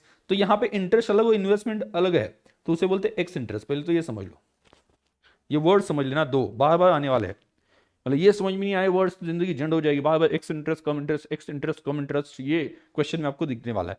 एक्स एक्स का मतलब क्या होता है अलग हो गए, बराबर। तो इंटरेस्ट अलग और इन्वेस्टमेंट अलग, दोनों अलग अलग है, मतलब क्या एक्स इंटरेस्ट। और दोनों कंबाइंड करके बता दिया कि 12,20,000 में दोनों भी मिल गए, मतलब पैसे पूरे मिल दे दिए, उसमें से फर्क पता नहीं कि कितना इंटरेस्ट और कितना कॉस्ट ऑफ इन्वेस्टमेंट, तो उसे बोला था कम इंटरेस्ट। क्या बोला था? कम इंटरेस्ट। याद रहेगा, कम इंटरेस्ट और एक्स इंटरेस्ट क्या होता है? कम इंटरेस्ट मतलब क्या? कंबाइन विद इंटरेस्ट, ऐसा हम लेके चल सकते हैं। एक्स इंटरेस्ट मतलब क्या? एक्सक्लूडिंग इंटरेस्ट, इंटरेस्ट एक्सक्लूड करके अलग से इन्वेस्टमेंट की प्राइस बताई जाती है। इंटरेस्ट अलग दिया जाता है, इन्वेस्टमेंट की प्राइस अलग बताई जाती है। पहला जो मैंने बेसिक एग्जांपल लिया था, संकल्प को 12 लाख रुपीज में दूंगा इन्वेस्टमेंट के और 24,000 मैं दूंगा इंटरेस्ट के, so that was x interest, क्योंकि मैंने अलग कर दिया था, इंटरेस्ट अलग बोला था। इन्वेस्टमेंट की प्राइस अलग थी, एक्स इंटरेस्ट, मतलब investment price was excluding interest, बराबर। और बाद में मैंने इन्वेस्टमेंट में ही 20,000 जोड़ दिए और कम इंटरेस्ट कर दिया। ये क्लियर? कम इंटरेस्ट और एक्स इंटरेस्ट, बोलो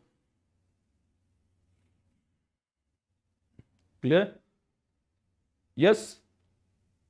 देखिए छोटे छोटे पॉइंट्स है, आप मतलब बिलीव मी, मतलब क्या है कि अभी इतने साल का एक्सपीरियंस है, उससे मैं बोल रहा हूं कि ये चैप्टर, ओके, ये चैप्टर कॉम्प्लिकेटेड बन सकता है अगर ये चीजें आपको क्लियर नहीं हो, इसके बारे में क्लैरिटी दिमाग में ना हो, क्योंकि इसी के ऊपर सभी कैलकुलेशन रहने वाले, लगभग सभी कैलकुलेशन इसी चीज के ऊपर रहने वाले, जो अब आज हम मेन डिस्कशन करने वाले हैं। आपको लगेगा बेसिक पॉइंट है, समझ में आया सर, कोई दिक्कत नहीं है, ये आसान है सर, ठीक है, बट ये कुछ मेहनत है, कुछ एफर्ट्स लिए गए, इस वजह से समझ में आ रहा है ना। मतलब ये भी तो बात है ना कि हम छोटे पॉइंट्स के ऊपर मेहनत ले रहे हैं, ताकि आगे जब डिफिकल्ट कुछ आ जाए तो हम ऐसे ही सॉल्व करें, क्योंकि अपना बेस जो है वो स्ट्रांग बन जाएगा अभी। तो ध्यान देना, यस, सभी को समझ में आ गया? ओके। कम मतलब क्या? Combined with interest. एक्स मतलब क्या? Excluding interest. अगर आपको इन्वेस्टमेंट की प्राइस और इंटरेस्ट की प्राइस, इंटरेस्ट की अमाउंट अलग पता कर सकते हो, तो वो एक्स इंटरेस्ट, और दोनों एक साथ ही दिया है। ये आपको कैसे पता चलता है ये कम इंटरेस्ट है, एक्स इंटरेस्ट? आपको क्वेश्चन में मेंशन किया जाता है कि ये इन्वेस्टमेंट आपने 12,20,000 में परचेस की, कम इंटरेस्ट। तो आपको समझ लेना कम इंटरेस्ट मतलब क्या? It is combined with interest, that price includes interest, बराबर। और ये इन्वेस्टमेंट 12,20,000 पे लिए एक्स इंटरेस्ट, मतलब इंटरेस्ट अलग से दिए जाएंगे। 12,20,000 is just basic price of investment, ऐसा आपको अलग से समझ के लेना है। कम इंटरेस्ट मतलब इंक्लूडिंग इंटरेस्ट, एक्स इंटरेस्ट मतलब क्या? Excluding interest. लगता है तो यहां पे लिख सकते हो, कम इंटरेस्ट मतलब क्या? Price including interest, and x interest price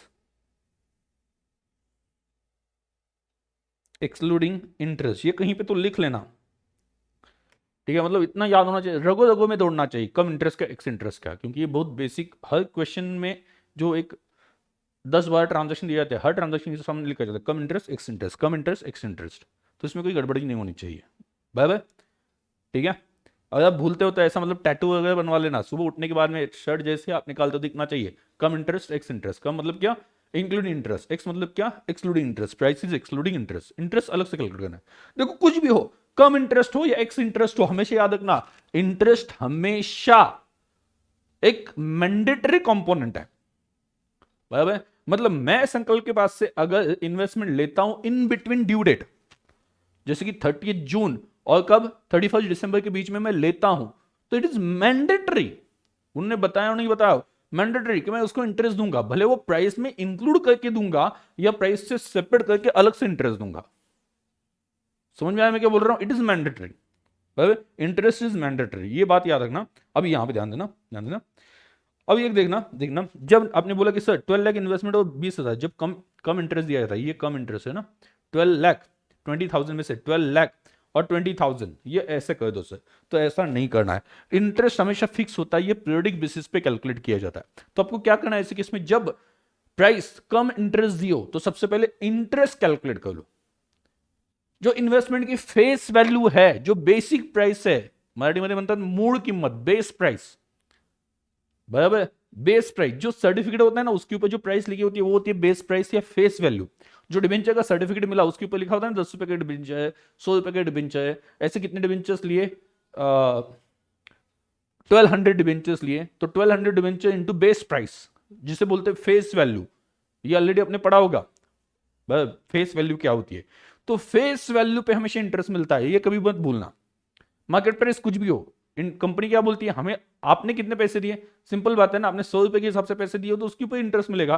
तो 1200 डिवेंचर इंटू 100 12 लाख, तो उसके ऊपर का इंटरेस्ट आप कैलकुलेट करोगे। क्या करोगे? इंटरेस्ट कैलकुलेट करोगे। तो आपने तो इंटरेस्ट ऑलरेडी कैलकुलेट किया, कितना? 24,000 का है।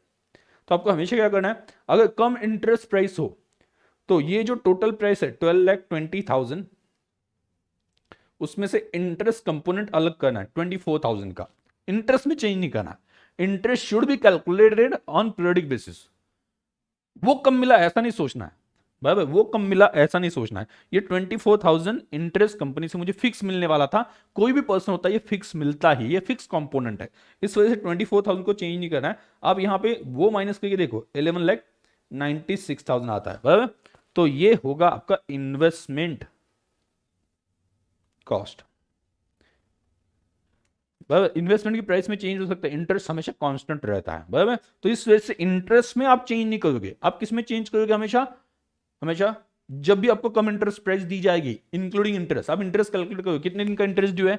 लास्ट जून को मिला था, संकल्प के पास मिला था, जुलाई एंड अगस्त का पेएबल था उसे। तो सर ने ऑब्वियसली जुलाई एंड अगस्त का दिया होगा, कितना दिया होगा? 12 लाख इंटू 12% इंटू 2/12, इस तरह से कितना आ गया? 24,000। तो ये 24,000 इंटरेस्ट अकाउंट में जाना चाहिए, उसमें कोई प्रॉब्लम नहीं, क्योंकि कंपनी से जब मुझे मिलेगा ना, मैंने अभी 2 महीने संकल्प को दे दिया, कंपनी से जब मिलेगा तो 6 महीने का मिलेगा ना, और किस हिसाब से मिलेगा? 12% से मिलेगा। तो कंपोनेंट कांस्टेंट है, याद रखना, तो उसमें चेंज नहीं करना है। तो मैंने 24,000 कैलकुलेट किए, 12,20,000 मुझे मैंने टोटल दिए थे, तो उसमें से 24,000 इंटरेस्ट, क्योंकि ये तो मुझे वापस मिलने वाला है, बात को समझो, ये 24,000 मुझे वापस मिलने वाला है, मैंने संकल्प को दे दिए, बट वो कंपनी के पास से मुझे वापस मिलेंगे। तो ये कंपोनेंट कांस्टेंट है, इसमें कोई नुकसान या फायदा नहीं हुआ है। वो 24,000 दिए और कंपनी से मुझे आने वाले। तो मैंने जब सोचा 12,20,000 में से, बराबर, 24,000 तो मुझे वापस मिलने वाले हैं। किसके पास से वापस मिलेंगे? बोलो फटाफट, किसके पास से वापस मिलेंगे? बोलो, किसके पास से वापस मिलेंगे? 12,20,000 में से 24,000 मुझे वापस मिलने वाले, किसके पास से? बोलो बोलो फटाफट, किसके पास से मिलेंगे? कंपनी के पास से। करेक्ट है, 31 दिसंबर जब वो ड्यू डेट आएगी, तो वो तो पैसे मुझे मिल रहे हैं ना 24,000, तो ये तो फिक्स है, बराबर। तो मैं क्या बोलूंगा, मुझे 24,000 जो दिए वो वापस मिल रहे हैं, और बचा हुआ जो 11,96,000 जो है, that is cost of asset, cost of asset. समझा? कोई डाउट है यहां तक? चलो मैं 2-3 पॉइंट यहां पे बता देता हूं, 2-3 पॉइंट आपको एकदम मतलब ऐसे सीक्रेट बता देता हूं, रुको आपके कान में बता देता हूं। क्या बताना है? कम इंटरेस्ट मतलब इंक्लूडिंग इंटरेस्ट, समझा क्या? दूसरा, एक्स इंटरेस्ट मतलब क्या? Excluding interest.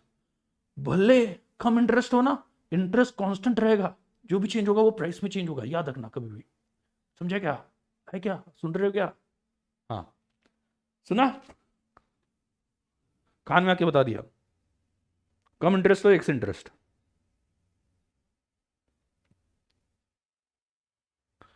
किसी को नहीं बताना है, सिर्फ आपको बताया मैंने कान में, किसी को भी नहीं बताना है, आपके आजू बाजू में किसी को नहीं बताना है, ठीक है? आपके दोस्त जो इस क्लास में बैठे उनको भी नहीं बताना है, सिर्फ आपके लिए वो।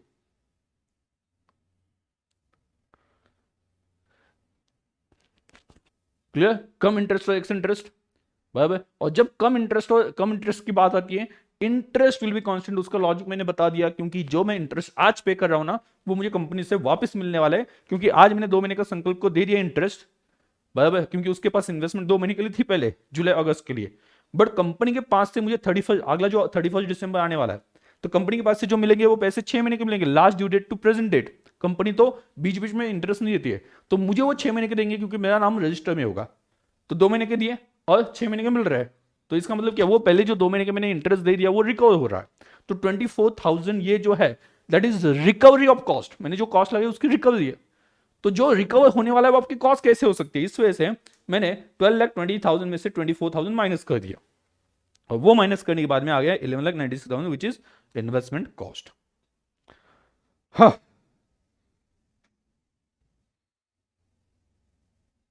समझा? कोई डाउट है? कुछ पूछना है?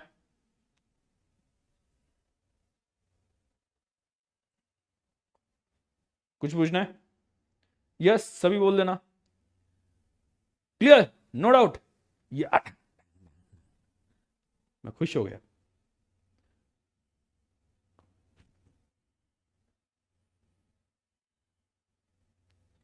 परफेक्ट, वाह, ऐसे कमेंट्स आने चाहिए। परफेक्ट सर, परफेक्ट, समझ में आ गया, एकदम क्लियर, चकाचक, एकदम कड़क। ओके, ऐसे कमेंट डाल दो, सिर्फ यस यस यस डालने की बजाय कुछ क्रिएटिविटी यूज कर लो ना। मैं भी क्रिएटिविटी पढ़ाते वक्त यूज करता हूँ, तो आप तो कमेंट में क्रिएटिविटी यूज करनी चाहिए।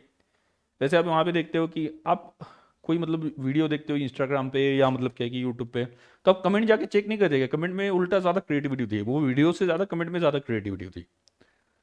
ठीक है, शायद से आप कमेंट्स पढ़ते नहीं होते, पढ़ते नहीं शायद से, इस वजह से क्रिएटिविटी नहीं दिख रही। थोड़ी तो क्रिएटिविटी। ठीक है, तो यहां पे ये कंसेप्ट हो गया x interest and come interest. और एक बात याद रखना, जब भी आप इन्वेस्टमेंट से रिलेटेड डील करोगे, interest component will be included whether it is mention और नॉट। बराबर, मेंशन कुछ बताया हो नहीं बताया हो, अगर उन्होंने नहीं बताया इसका मतलब उसमें इंटरेस्ट इंक्लूड हो सकता है। बराबर, प्राइस में तो इंटरेस्ट कैलकुलेट कर सकते हैं। हाँ, सो ये बताओ कौन से केस में इंटरेस्ट कंपोनेंट इंक्लूड नहीं होगा। सभी लोग ध्यान सुनो, कौन से केस में उसमें इंटरेस्ट कंपोनेंट इंक्लूड नहीं होगा। मेरे जो ट्रांजैक्शन है उस केस में, कौन से केस में ऐसा होगा सर, मैं बताता हूं, ध्यान सुनना। देखो बहुत सिंपल बात है, सिंपल बात है। हाँ, ना अगर अगर वो ट्रांजैक्शन हो गया हो 30 जून ऑब्लिक 1 जुलाई को, संकल्प के वास्ते मैंने परचेस किए इन्वेस्टमेंट, उस दिन अगर ट्रांजैक्शन हो गया हो तो फिर मैं उसको कोई इंटरेस्ट नहीं दूंगा, एज्यूमिंग दैट कि उस दिन तक का इंटरेस्ट तो कंपनी में, क्योंकि कंपनी का जो रजिस्टर है उसमें अभी भी किसका नाम है। देखो मैं आज एप्लीकेशन दूंगा तो वो चेंज होने के लिए 8-10 दिन तो लगेंगे भाई, वो टाइम लगता है, 8-10 दिन लगता है। मैं एप्लीकेशन बनाऊंगा दूंगा 10-15 दिन लगेगा। मतलब मैंने 31 जुलाई को, सॉरी 30 जून या 1 जुलाई को मैंने उसके पास से परचेस किए हो, तो उस वक्त का इंटरेस्ट डायरेक्टली संकल्प को ही मिलने वाला है। तो मैं उसे इंटरेस्ट का कुछ पैसा नहीं दूंगा, क्योंकि वो पैसा उससे ही डायरेक्टली मिल जाएगा। समझेगा मैं क्या बोल रहा हूं।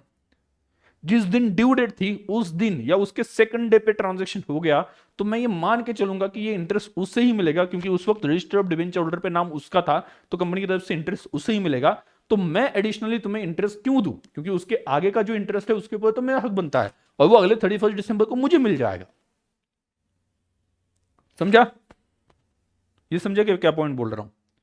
ड्यू डेट पे या उसके सेकंड डे पे, मतलब लास्ट डेट पे या नेक्स्ट डे पे सेल हुआ, परचेस हुआ, तो उसमें मान लेना उसमें इंटरेस्ट इंक्लूड नहीं है, क्योंकि इंटरेस्ट तो डायरेक्ट कंपनी से उस पर्सन को ही मिल जाएगा उस वक्त। ये क्लियर, ये पॉइंट क्लियर। यस पक्का सभी को। क्योंकि मैंने क्या लिया एग्जांपल, देखो संकल्प ने मुझे अगस्त में बेचा, तो जुलाई एंड अगस्त उसका मुझे देना है, और उसने जुलाई के दिन ही जिस दिन इंटरेस्ट मिल रहा है उसी दिन बेचा होता, तो उस वक्त उस दिन तक का इंटरेस्ट तो उसे ही मिल रहा है, तो मैं एडिशनल इंटरेस्ट क्यों दूं। मतलब 1 जुलाई से इन्वेस्टमेंट मिल रही है, तो 1 जुलाई के बाद में जो भी इंटरेस्ट आएगा उसके ऊपर मेरा ही हक बनता है ना, क्योंकि 12 लाख मैंने 31 जुलाई को मैंने ही लगा दिए, तो मैं संकल्प को पैसे देके क्यों रखूं। Clear, done. ओके, तो यहां पे देखो मैं दोनों के पॉइंट ऑफ व्यू से एंट्री बताता हूं, सभी लोग ध्यान सुनना। आप ध्यान सुनना मतलब आप ध्यान से बता देना, आप थोड़ा सा सोच के बताना यहां पे। इन द बुक्स ऑफ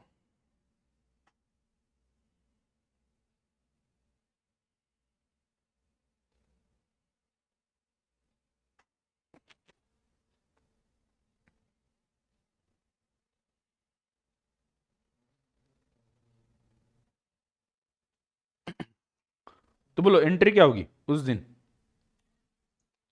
उस दिन एंट्री क्या होगी। संकल्प क्या बोलेगा, इन्वेस्टमेंट आ रहा है कि जा रहा है, संकल्प के हिसाब से सोचो। From the point of view of संकल्प, इंटरेस्ट आ रहा है कि जा रहा है। बोलो सॉरी, इंटरेस्ट नहीं, सॉरी इन्वेस्टमेंट आ रहा है कि जा रहा है। It's going out, right. तो रियल अकाउंट क्या कहता है, क्रेडिट वर्ड गोज आउट, तो क्रेडिट दे देगा, संकल्प क्रेडिट देगा इन्वेस्टमेंट को। उसके बैंक में पैसे आ जाएंगे, बैंक ये कौन सा अकाउंट है, पर्सनल अकाउंट है, और बैंक में पैसे आएंगे मतलब bank is receiver, debit the receiver. तो यहां पे एंट्री आ जाएगी उसके बुक में, बैंक अकाउंट डेबिट, टोटल कितने मिले 12,24,000, bank account debit 12,24,000, bank account debit 12,24,000। आगे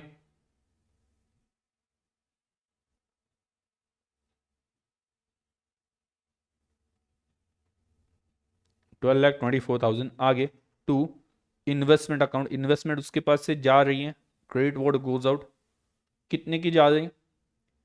12 लाख। मैं पहले वाला सिचुएशन मान के चल रहा हूं कि 24,000 अलग से इंटरेस्ट के दे दिए, और उसके लिए इंटरेस्ट क्या है, एक्सपेंस या इनकम, ये बता देना। उसके हिसाब से इंटरेस्ट क्या है, इंटरेस्ट क्या है, एक्सपेंस या income. From the point of view of Sankalp, ये इंटरेस्ट क्या है, एक्सपेंस या इनकम।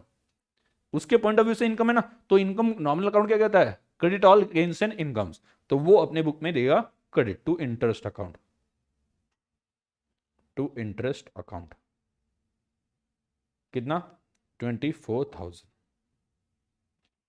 समझा? नॉर्मल बात है। और मैं क्या करूंगा उस वक्त, मैं क्या करूंगा, मेरे बुक में एंट्री क्या होगी, मुझे इन्वेस्टमेंट मिलेगी, debit what comes in, investment is real account, debit what comes in, तो इन्वेस्टमेंट अकाउंट डेबिट।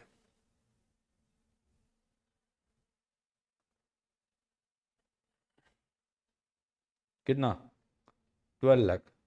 मेरे हिसाब से इंटरेस्ट मैंने पे किया है, तो मेरे लिए इंटरेस्ट एक्सपेंस है अभी के लिए, बाद में मिलेंगे तब मिलेंगे, बट अभी के लिए मैंने इंटरेस्ट पे किया है, तो मैं क्या करूंगा, interest account debit, interest account debit, because it is expense, debit all expense and losses, ये नॉर्मल अकाउंट कहता है। 24,000 टू बैंक अकाउंट, 12,24,000। मेरे बैंक से पैसे गए ना, मेरी बैंक गिवर है, बैंक के पास से पैसे गए, बैंक ने पैसे दिए है, तो बैंक पर्सनल अकाउंट है, क्रेडिट द गिवर। समझा? इसमें कोई डाउट है बोलो? तो यहां पे संकल्प का जो उसकी बुक में एंट्री खत्म हो गई, मतलब अभी वो बाद में इंटरेस्ट ईयर एंड पे पी एंड अकाउंट में ट्रांसफर करेगा, वो अलग बात है, पी एंड अकाउंट के क्रेडिट साइड पे दिखाएगा, क्योंकि इनकम साइड कौन सी है, पी एंड अकाउंट की क्रेडिट साइड है ना, तो क्रेडिट साइड पे दिखा देगा, वो तो है। अभी अब यहाँ पे बताओ, अभी यहाँ पे आते हैं।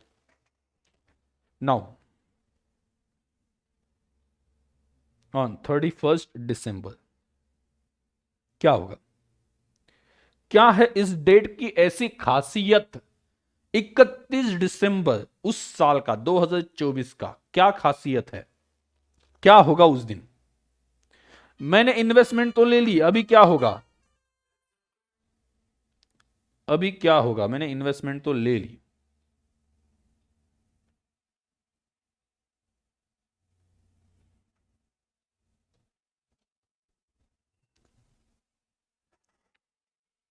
मैंने इन्वेस्टमेंट तो ले ली, अभी क्या होगा, अब बोलो फटाफट, क्या होगा?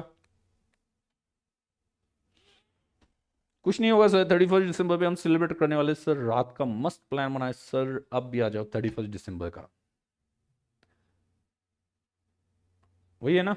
हाँ तो बोलो, हाँ एक ने बोला इंटरेस्ट, बोलो प्रॉपर्ली फटाफट, एक ही बोल रहा है आदमी अभी, बाकी लोग क्या होगा उस दिन, कंपनी की साइड से इंटरेस्ट हमें मिलेगा, इंटरेस्ट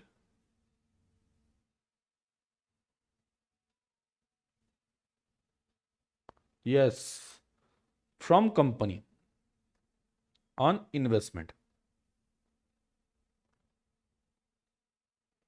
ऑन इन्वेस्टमेंट, जो इन्वेस्टमेंट है उसके ऊपर इंटरेस्ट मिल जाएगा। ओके, इंटरेस्ट मिलने की एंट्री बोलो, क्या एंट्री होगी हमारे बुक में, इंटरेस्ट मिल रहा है, आपके बैंक में पैसे आ जाएंगे, बराबर। मतलब मेरे पॉइंट ऑफ व्यू से सोचो, मैंने एंट्री क्या करनी चाहिए, आप मुझे बता देना। चलो क्या एंट्री होगी, इंटरेस्ट की एंट्री क्या होगी, इंटरेस्ट की एंट्री क्या होगी?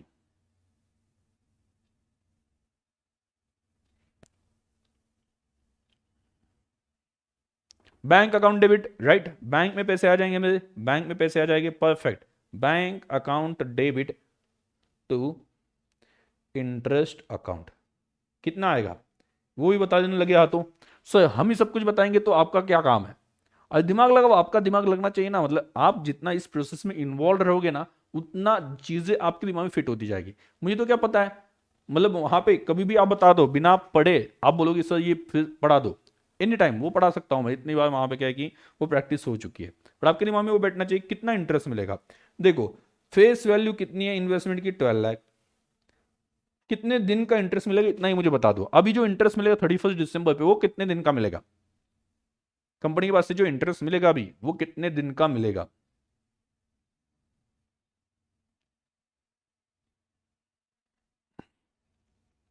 परफेक्ट, तालियां, देखो आपके लिए मैं तालियां बजा रहा हूं। 6 महीने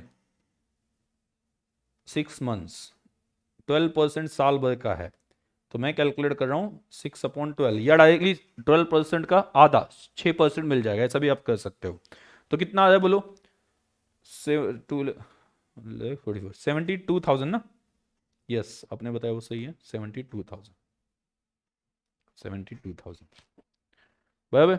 हर साल के एंड में ये इंटरेस्ट पीएनएल अकाउंट में जाता है, वो हमेशा होता है। कोई भी नॉमिनल अकाउंट हर साल के एंड में क्लोज होता है, भले वो सैलरी हो भले वो इंटरेस्ट हो, नॉमिनल अकाउंट क्लोज होकर उसके बैलेंस शीट जो है वो पीएनएल अकाउंट में जाते हैं। अगर इनकम है तो पीएनएल अकाउंट में क्रेडिट साइड पे जाएंगे, और अगर एक्सपेंस है तो पीएनएल अकाउंट में डेबिट साइड पे चले जाएंगे, क्योंकि वहां पे एक्सपेंसेस और इनकम कंपेयर करके हम क्या बनाते हैं? नेट प्रॉफिट निकालते हैं। करेक्ट है, नेट प्रॉफिट निकालते हैं। तो ये हो गया 72,000, राइट? ओके, आगे आगे। अभी आप देखो, मैं आपको ये अकाउंट दिखाना चाहूंगा। देखो आपका ये अकाउंट है investment account, sorry interest account. Interest account में आपने पहले 24,000 का डेबिट दिया था, 24,000 का डेबिट दिया था, 24,000 का डेबिट दिया था पहले। देखो 24,000 का डेबिट दिया था, यहां पे 24,000 का डेबिट दिया। अभी आपने 72,000 का, अभी आप क्या करोगे? 72,000 का अभी आप क्रेडिट दे दो इंटरेस्ट को। हुआ क्या इफेक्टिवली आप बता देना? 24,000 का डेबिट इंटरेस्ट अकाउंट को पहले मिल गया, अभी 72,000 का क्रेडिट मिल गया। इफेक्टिवली क्या हुआ? इफेक्टिवली क्या हुआ? इफेक्टिवली क्या हुआ? डेबिट साइड पे 24,000, इंटरेस्ट अकाउंट में क्रेडिट साइड पे 72,000। इफेक्टिवली क्या होगा? देखो जब मैं बैलेंस निकालता हूं, अगर मान लेता हूं आगे कुछ कैलकुलेशन नहीं है, यहीं पे ईयर एंड है ऐसा मान के चलता हूं, तो आप अगर देखते हो तो 72,000 एंड यहां पे जो बचा हुआ है वो कितना है? बैलेंस 48,000। ये 48,000 जो है वो आपका इनकम है, क्योंकि क्रेडिट साइड ज्यादा नहीं, मतलब ये इनकम है, बराबर। और ये आप पीएनएल अकाउंट में भेज देते हो जो कि आपका हिस्सा है। इस तरह से एंट्री करने से फायदा क्या हुआ? जो पैसा दिया वो डेबिट हो गया, और जो टोटल पैसा आ गया वो क्रेडिट हो गया।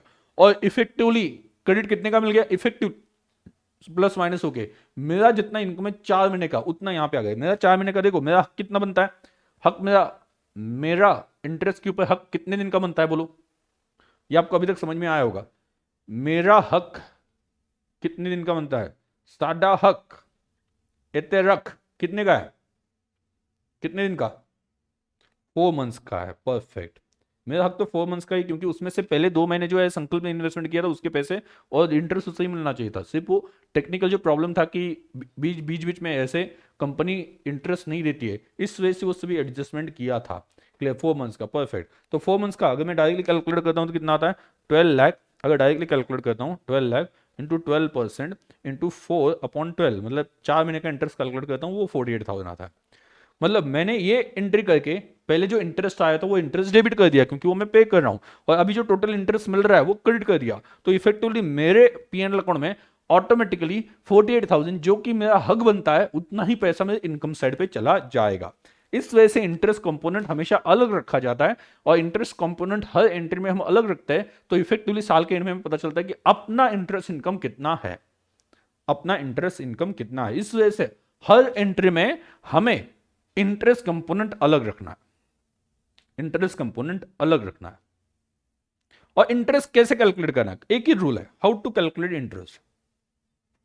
मतलब उसमें मेनली हाउ टू कैलकुलेट ये तो पता है आपको, मल्टीप्लाई कैसे करना है, डिवाइड कैसे करना है, ये तो पता है। बट कब से कब तक इंटरेस्ट कौन से डेट तक का मिलना चाहिए, हाउ टू कैलकुलेट।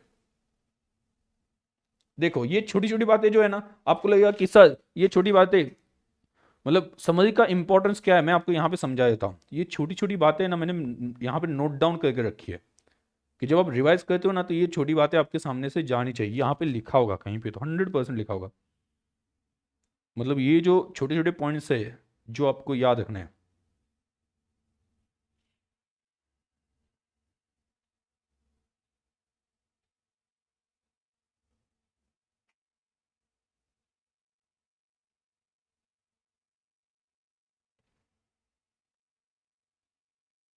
हाँ, ये अभी जो मैं लिख के दे रहा था, interest is always calculated from the last interest declaration date to present date. जिस दिन का आप कैलकुलेशन कर रहे हो, ध्यान दो, अभी हमने कैलकुलेशन कब का किया था, कैलकुलेशन कब किया था 31 दिसंबर का, अभी मैंने कब कौन सा कैलकुलेट किया था 31 दिसंबर, तो हमने क्या किया, लास्ट ड्यू डेट लास्ट कब डिक्लेयर किया था 30 जून, अभी कौन सी डेट है 31 दिसंबर, कितने दिन हो गए 6 महीने, 6 महीने का कैलकुलेट किया, रूल एक ही है हमेशा। बाद में उससे पहले जब मैं संकल्प को दे रहा था, संकल्प को देते वक्त मैंने कैलकुलेट किया 30 जून से, जब वो कैलकुलेट हो रहा है कब 31 अगस्त, मतलब कौन सा जुलाई अगस्त 2 महीने का, तो 2 महीने का मैंने कैलकुलेट किया। तो जब भी आप इंटरेस्ट कैलकुलेट करते हो तो from last due date to present date calculate करना है, जिस दिन ट्रांजैक्शन हो रहा है, तो जिस दिन आप कैलकुलेशन करो उस उतने दिन का कैलकुलेट करना है। जैसे आप परचेस कर रहे हो, सेल कर रहे हो, या उस दिन कंपनी के पास से इंटरेस्ट मिल रहा है, जो भी दिन हो, लास्ट ड्यू डेट कब थी तब से अब तक का इंटरेस्ट कैलकुलेट करना है हमें। बराबर, वो लास्ट टाइम भी ऐसा ही हुआ था जब मैं संकल्प के पास से परचेस कर रहा था, और अभी जब इंटरेस्ट मिल रहा है तब भी हमने लास्ट ड्यू डेट, ऐसा नहीं किया कि 31 अगस्त को लास्ट ट्रांजैक्शन हुआ तो 31 अगस्त से 31 दिसंबर तक कैलकुलेट कर लो 4 महीने का, ऐसा नहीं किया हमने। हमने क्या किया 30 जून से अभी तक का इंटरेस्ट कैलकुलेट कर लिया, क्योंकि उसमें से 2 महीने का इंटरेस्ट डेबिट हो गया और 6 महीने का इंटरेस्ट क्रेडिट हो गया, तो ऑटोमेटिकली क्या हो जाएगा, ऑटोमेटिकली 4 महीने का आपके अकाउंट में दिख जाएगा या रह जाएगा। समझा, कोई डाउट है? Last due date to present date, इससे और सिंपल हो जाता है। जब भी आप देखो लास्ट ड्यू डेट, आज कौन सी डेट चल रही है, सोचो आज सेल हो रहा है, आज परचेस हो रहा है, जो भी है, आप इंटरेस्ट कितना कैलकुलेट करोगे, लास्ट डेट कौन सी थी आपको देखना पड़ेगा। देखो यहां पे मैंने आपको बता दिया 2 डेट है, कौन से, interest declaration date, interest date कौन कौन से बता दिए। पहला इंटरेस्ट डेट, पहला कौन सा बता दिया, या तो 6 महीने के बाद में होता है, कौन सा, कितने महीने के बाद, 6 महीने के बाद में, या तो वो हो सकता है 30 जून एंड 31 दिसंबर, इस तरह से पैटर्न हो सकता है, या फिर इसके जगह पे दूसरा भी पैटर्न हो सकता है, वो हो सकता है 30 सितंबर एंड 31 मार्च, इन दोनों में से एक पैटर्न हो सकता है। या तो इंटरेस्ट 30 जून और 31 दिसंबर को मिलता है, या फिर 30 सितंबर एंड 31 मार्च को मिलता है। क्वेश्चन आपको बताएगा इन दोनों में से कौन सा है। हम अभी समझने के लिए ये वाला पैटर्न लेके चले, बराबर, बट ये वाला भी पैटर्न आ गया तो भी चेंज नहीं होता, कैलकुलेशन करते हो तो आपको last due date to present date ही काउंट करना पड़ता है, बराबर। अगर अगर अगर मान के चलो कि जो ट्रांजेक्शन हो गया, ओके, वो 31 अगस्त को हो गया, 31 अगस्त को हो गया, और ये वाला पैटर्न था कि कंपनी इंटरेस्ट 30 सितंबर एंड 31 मार्च को देती है, उससे पहले नहीं देती, बीच में नहीं देती। अगर ऐसा होता तो क्या होता, सोचो तो क्या होता, कंपनी इंटरेस्ट 30 सितंबर एंड 31 मार्च को देती है तो क्या होता, संकल्प के साथ जो ट्रांजेक्शन हुआ था 12 लाख का, उसको इंटरेस्ट देना था, तो क्या होता, तो आप कैसे सोचते, उस वक्त आप क्या सोचते हैं, लास्ट ड्यू डेट कौन सी थी जिस वक्त संकल्प को इंटरेस्ट मिला था, उस वक्त 31 मार्च थी, ये सेकंड केस में लास्ट, क्योंकि अगस्त में सेल किया ना, अगस्त से पहले कब मिला था, मार्च तक मिला था, 31 मार्च तक, तो पैसा वो लॉजिकली मांग नहीं सकता, क्योंकि उतना इंटरेस्ट तो उसे मिल चुका है, तो उसे कौन सा इंटरेस्ट नहीं मिला है वो मेरे पास से मांगेगा, क्योंकि वो इंटरेस्ट मुझे मिलेगा बाद में ड्यू डेट पे। तो कितने दिन का, अप्रैल, मई, जून, जुलाई, अगस्त, 5 महीने का, उस केस में 5 महीने का इंटरेस्ट मैं देता। अगर इस तरह से डेट का पैटर्न होता, मतलब हमने इस तरह से सॉल्व किया है, अगर उसकी जगह पे 30 सितंबर एंड 31 मार्च होता तो क्या हो जाता, लास्ट ड्यू डेट थी 31 मार्च, उस दिन तक का इंटरेस्ट उसे मिल चुका है, उसके बाद में उसने इन्वेस्टमेंट कितने दिन के लिए संभाली, अप्रैल, मई, जून, जुलाई, अगस्त, 5 महीने के लिए संभाली, तो वो मुझसे 5 महीने का इंटरेस्ट मांग लेगा, और मैं दूंगा भी 5 महीने का इंटरेस्ट। क्यों, क्योंकि एक महीने बाद 30 सितंबर को मुझे इंटरेस्ट मिलेगा 6 महीने का, तो इफेक्टिवली क्या हुआ, मैंने संकल्प को दे दिया 5 महीने का, वो मुझे मिल गया 6 महीने का, तो मेरा जो इंटरेस्ट है वो 1 महीने का ही था ना, क्योंकि मैंने इन्वेस्टमेंट ही की थी 31 अगस्त को, उसके बाद में मेरा हक बनता है इंटरेस्ट के ऊपर, तो उसके बाद में कितने दिन बचे, 1 महीने बचे ना, 1 महीने का ही मेरा हक बनता है, बराबर। ये समझा कि अभी मैंने क्या बोला, अगर पैटर्न चेंज हो गया तो भी फर्क नहीं पड़ता है, अगर आपको last due date to present date calculate करना है। समझे गए, हाँ या ना, यस यस, किसी को कोई डाउट हो तो बोल देना।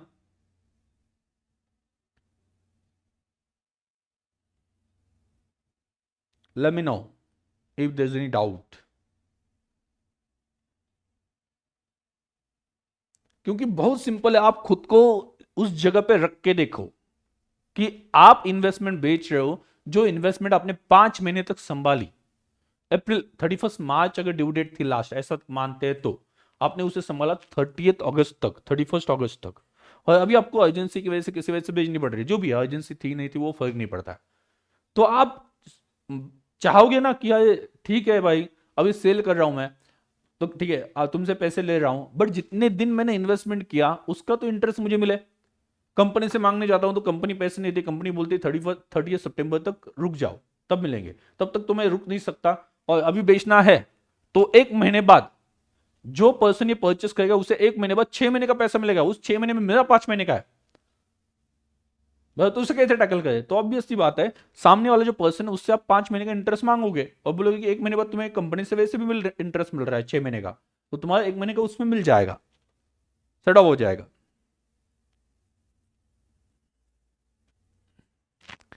क्लियर? Any doubt? बोलो कुछ पूछना है?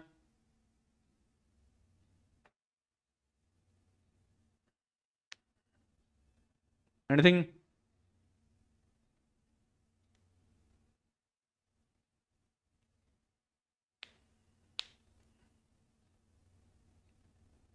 कुछ पूछना है यहां तक? तो बेसिकली इन्वेस्टमेंट ऐसी एसेट होती है जो हमने एडिशनल इनकम के लिए बनाए, शायद से उसका कैपिटल या इन्वेस्टेड अमाउंट बढ़ जाए, कैपिटल अप्रिसिएशन से मिल जाए, या फिर अदर इनकम, मतलब जैसे कि उससे रेंट मिल जाए या उससे वहां पे कह सकते हैं इंटरेस्ट मिल जाए, डिविडेंड मिल जाए। इस हिसाब से हमने जो पैसे लगाए बिजनेस में नहीं यूज करने वाले, एक्स्ट्रा पैसा था अपने पास इस वजह से पैसे लगा दिए ताकि कैपिटल अप्रिशिएट हो, मतलब 10 लाख लगे थे 15 लाख मिल जाए, ठीक है। या इक्विटी शेयर्स में होता है या लैंड में होता है ऐसा, या गोल्ड में भी होता है, बराबर। वो हम यूज नहीं करते अपने बिजनेस में, ठीक है। जैसे कि मैंने गोल्ड परचेस कर लिया तो मैं थोड़ी ना उसे बिजनेस में यूज करने वाला हूं, तो मैंने गोल्ड परचेस क्यों किया? एज एन इन्वेस्टमेंट, ठीक है। कि आज जाके मैं 50,000 लगा दूंगा तो शायद से कल जाके उसके 70,000 मिल जाए बिना कुछ के, तो ऊपर के 20,000 ऐसे ही मिल रहे हैं मुझे, तो वो अपना कब का होता है? इन्वेस्टमेंट, क्योंकि उसमें कैपिटल अप्रिशिएट होने वाला है। क्लियर? थ्योरी वाला पार्ट हम पढ़ेंगे, बराबर। थ्योरी वाला जो रूल्स कहते हैं वो हम प्रॉपर्ली पढ़ने वाले हैं, ओके। बट मुझे आपके दिमाग में एक पर्टिकुलर इंटरेस्ट वाला पार्ट डालना था, क्योंकि इंटरेस्ट वाला पार्ट ही आप देखोगे हम प्रॉब्लम जब जब सॉल्व करेंगे ना, तो एक ही कंपोनेंट आपको बार बार रिपीट करना पड़ेगा, कैलकुलेट करना पड़ेगा, जिसमें गलती हो सकती है, दैट इज इंटरेस्ट। क्लियर? और ये कम इंटरेस्ट एंड एक्स्ट्रा इंटरेस्ट, ये मेन पॉइंट है, बराबर। What is come interest? What is come interest? What is come interest? बोलो। कम इंटरेस्ट मींस इंक्लूडिंग इंटरेस्ट, और एक्स इंटरेस्ट मतलब क्या? Excluding interest. भले कम इंटरेस्ट हो या एक्स इंटरेस्ट हो, आपको इंटरेस्ट तो कैलकुलेट करना ही होता है, देना ही होता है, उसमें कोई डाउट नहीं। सिर्फ कम इंटरेस्ट में इंटरेस्ट प्राइस में इंक्लूड होता है तो उतना लेस करना पड़ेगा, और बाकी बचा हुआ जो अमाउंट है ना वो इन्वेस्टमेंट की प्राइस मानी जाएगी, और इंटरेस्ट आपने जो कैलकुलेट किया वो तो इंटरेस्ट अलग से है ही। और एक्स इंटरेस्ट में हमेशा ओके प्राइस जो है वो अलग होती है, वो और हमें इंटरेस्ट अलग कैलकुलेट करके देना होता है, लेकिन इंटरेस्ट तो हर केस में हम देते ही है। समझा? आगे इंटरेस्ट कौन से वैल्यू के ऊपर कैलकुलेट किया जाता है? That is on face value, जो बेसिक प्राइस है ना उसके ऊपर, मार्केट प्राइस के ऊपर नहीं, फेस वैल्यू के ऊपर। वो आपको यहां पे बताई जाती है, क्वेश्चन में बताई जाती है। बाद में कब से कब तक कैलकुलेट करना है? From last date to present date calculate करना है, last date to present date, last date to present date calculate करना है, बराबर। और कौन सा question? Last date to present date.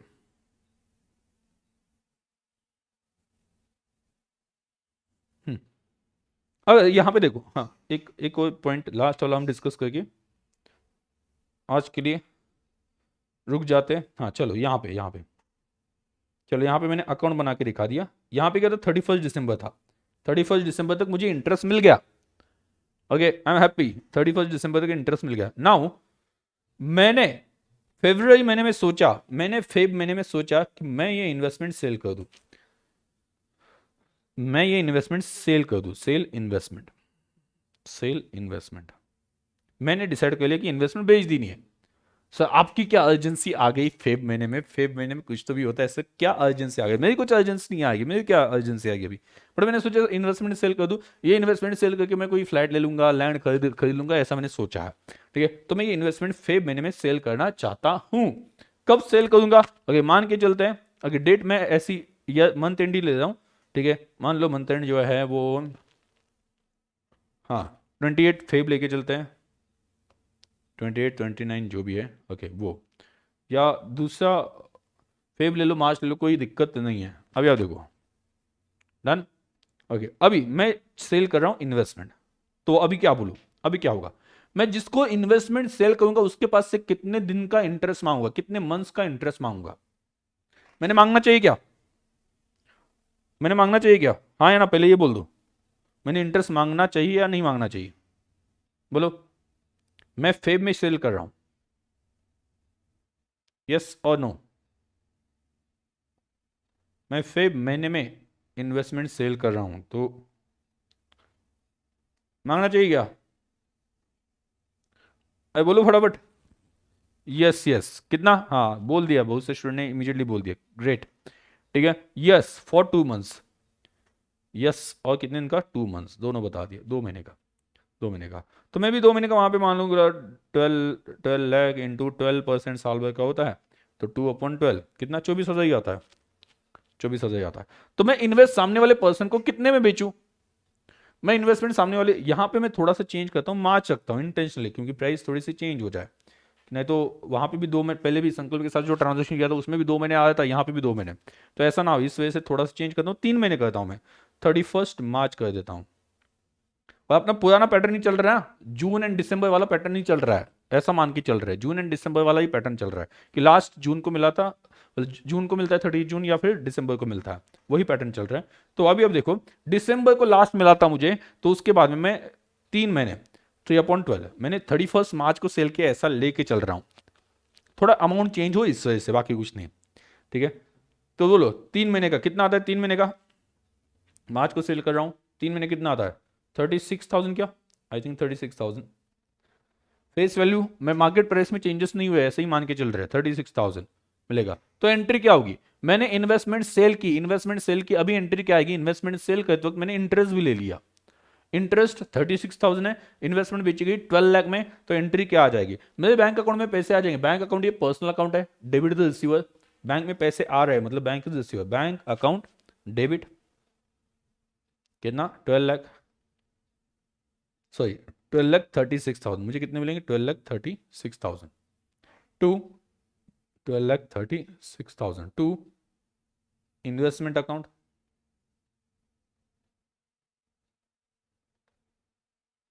कितना इन्वेस्टमेंट कितना गया, बोलो। इन्वेस्टमेंट जाएगा ना मेरे पास से, अभी आया था, अभी सेल कर रहा हूं मैं 12 लाख, एंड जो 36,000 है वो मेरा इनकम है, क्योंकि सामने वाले से मैं इंटरेस्ट ले रहा हूं, क्योंकि उसे उसे आगे कंपनी से इंटरेस्ट मिल जाएगा जून में, इस वजह से मैं उसके पास से 3 महीने का इंटरेस्ट लेकर रख रहा हूं 36,000, तो ये इंटरेस्ट 36,000 आ गया। इस तरह से मैं सेल की एंट्री दिखा दूंगा अगर मैंने सेल किया, मतलब यहां पे भी मैंने इंटरेस्ट कंपोनेंट अलग कर दिया, यहां पे भी मैंने इंटरेस्ट कंपोनेंट अलग कर दिया। अगर वो पर्सन ने बोला होता कि एक काम कर दो, एक काम कर दो, सब मिला के 12,25,000 ले लो मुझे, ऐसा बोला होता, तो मैं क्या करता, अगर मैं हाँ बोलता, मुझे अर्जेंसी इस वजह से कोई नहीं मिल रहा है, इस वजह से मैंने 12,25,000 पे बेचा होता, तो मैं क्या करता, 12,25,000 ये कम इंटरेस्ट है मान लो, इंक्लूडिंग इंटरेस्ट है, तो मैं क्या करता, आप बताओ मुझे, चलो मैं नहीं बताऊंगा इस बार, मी नहीं संगत जा, मैं इन्हें बताऊंगा जाओ, बोलो आप बताओ, कम इंटरेस्ट है, 12,25,000 में बेचा गया है, तो आप मुझे बता देना इसमें से इंटरेस्ट कितना और इन्वेस्टमेंट की प्राइस कितनी इस ट्रांजैक्शन में, कम इंटरेस्ट है इंक्लूडिंग इंटरेस्ट है, तो आप बताओ 12,25,000 में डील डन हो गई, सेम सिचुएशन में अगर कम इंटरेस्ट, तो बोलो इसमें से कितना, क्या किसका कितना, सभी लोग बोलना लास्ट, चलो कम ऑन, हर्ष द जोश,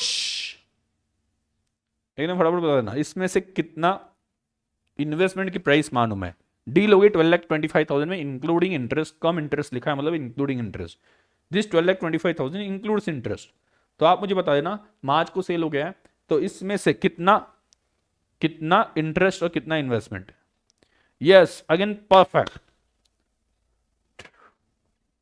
सल्यूट, अब इंटरेस्ट इंटरेस्ट कांस्टेंट रखना है, कैलकुलेट करना है, वो तो कैलकुलेट करके रखा ही था 36,000, वो तो 36,000 है ही, वो माइनस करके कितना बचता है आपने बता दिया कितना 11,89,000। इंटरेस्ट को कांस्टेंट क्यों रखा जाता है? क्योंकि इंटरेस्ट हमें वो मिलता है या पीरियोडिक बेसिस पे कैलकुलेट होता है, उसका रेट ऑफ इंटरेस्ट जो है वो फिक्स होता है, बराबर है? तो अगर उससे इंटरेस्ट को अलग करके अगर ये 11,89,000 में सेल हो रहा है और इन्वेस्टमेंट मैंने ली थी, याद है ना, 11,89,000 में सेल हो रहा है, इन्वेस्टमेंट मैंने ली थी 12 लाख में, 12 लाख में मैंने इन्वेस्टमेंट ली थी, इसका मतलब मुझे यहाँ पे लॉस दिख रहा है 11,000 का इन्वेस्टमेंट में, इंटरेस्ट मिल गया वो तो इंटरेस्ट अकाउंट में जाना चाहिए, इंटरेस्ट कांस्टेंट रखना है।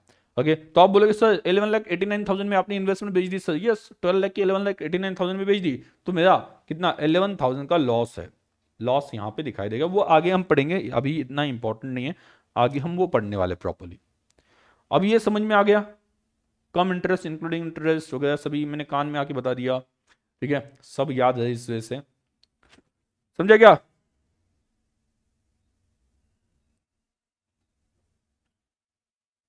सभी लोग बोलना हाँ या ना, कोई डाउट हो तो वो भी बोल देना।